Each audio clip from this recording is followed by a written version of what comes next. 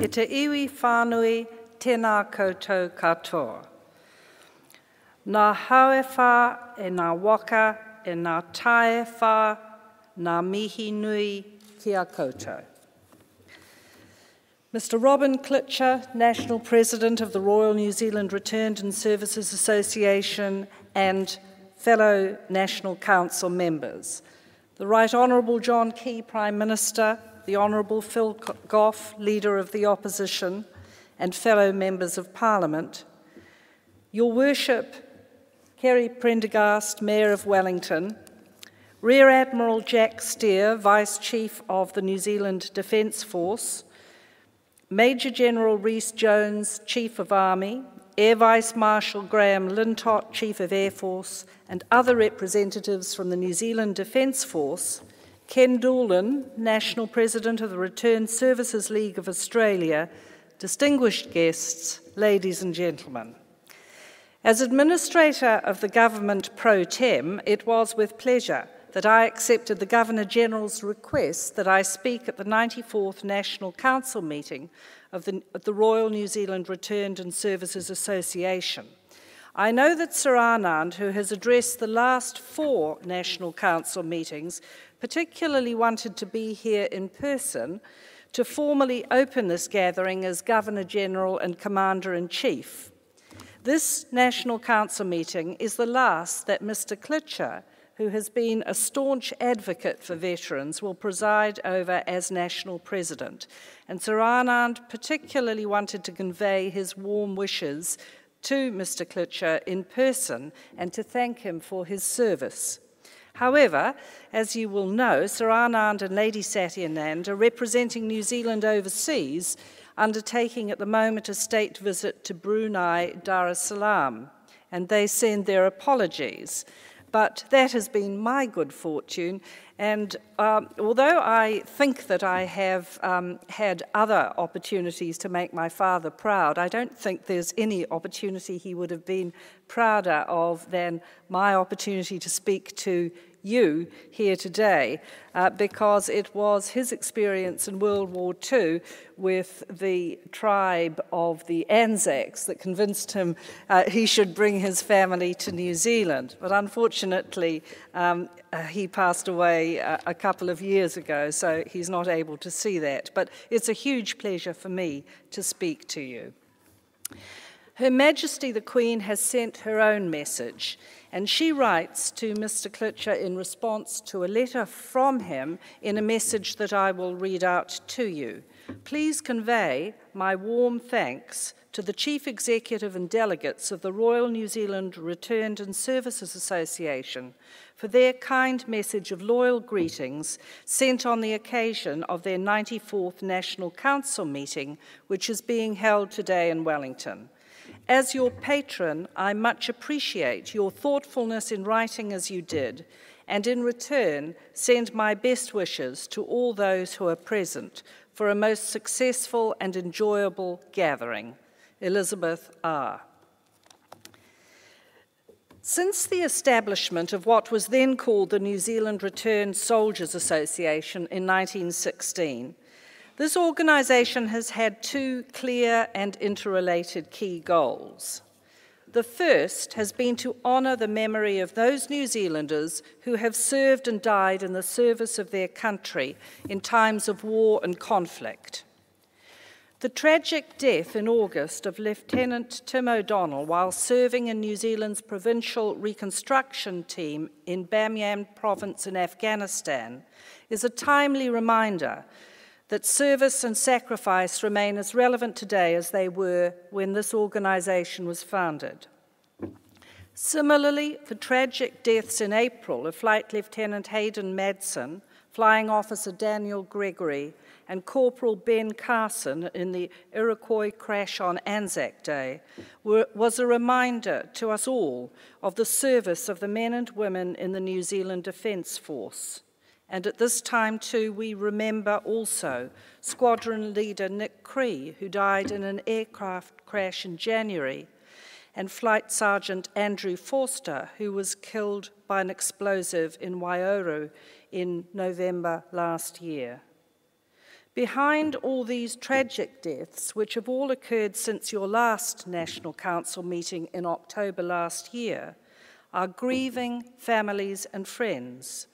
So the second goal of the organisation also remains important today. It is to provide support and services to New Zealand's veterans and the families of those loved ones who do not return home. The organisation has never wavered from those twin goals of honouring those who have been lost and supporting those left behind. At the national level, the association has been a major advocate on behalf of veterans and their families for improvements to legislation, policies and statutory services.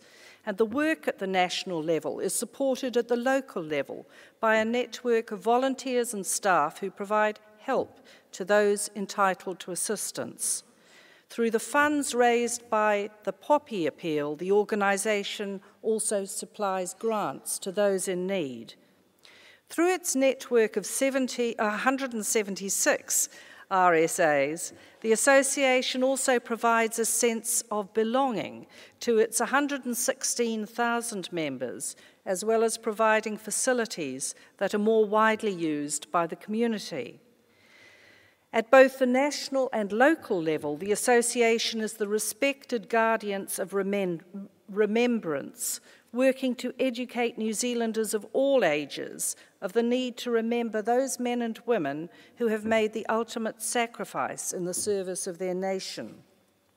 It is a record of service that few other voluntary welfare organisations can match, and one that all members and staff of the Royal New Zealand Returned and Services Association can rightfully take great pride in. And yet, while the organisation's goals have not changed, it itself must change and adapt if it is to remain relevant to New Zealand and New Zealanders in the 21st century. The organisation was born out of the horrors of the landings at Gallipoli in 1915, a campaign that cost the lives of thousands of New Zealanders and Australians and the soldiers of many nations. Those veterans and others from the First World War returned home having experienced a bloody conflict that claimed the lives of so many of their friends and relatives, and they needed an organisation to continue to honour that sacrifice, but also to provide a space where the stories they felt they could not tell their families could be shared. 95 years on, it is now more than a decade since the last of the Anzacs who landed at Gallipoli in 1915 died. Likewise, the numbers who served with honour in the Second World War, Korea, Malaysia, Vietnam and other conflicts grow thinner with each passing year. And yet, as your 2010 annual report notes, since the early 1990s, in places as different as the Gulf, Bosnia, Somalia, Cambodia, East Timor, Afghanistan, and many locations, New Zealand has been producing more veterans than at any time since the Second World War. Their service has been different, though no less important than those of the Anzacs. They have often worked under the banner of the United Nations in the important work of helping to bring some semblance of peace to countries divided by conflict.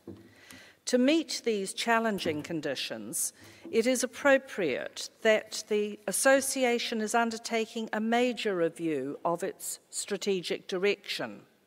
I understand from reading your annual report that this has not only involved the National Office in making even more effort to stay in touch with local RSAs, but also involves the commissioning of major research into the perceptions, needs and wants of members and potential members. Such reviews often throw up challenges to any organisation. They may show that cherished services and attitudes are no longer seen as relevant.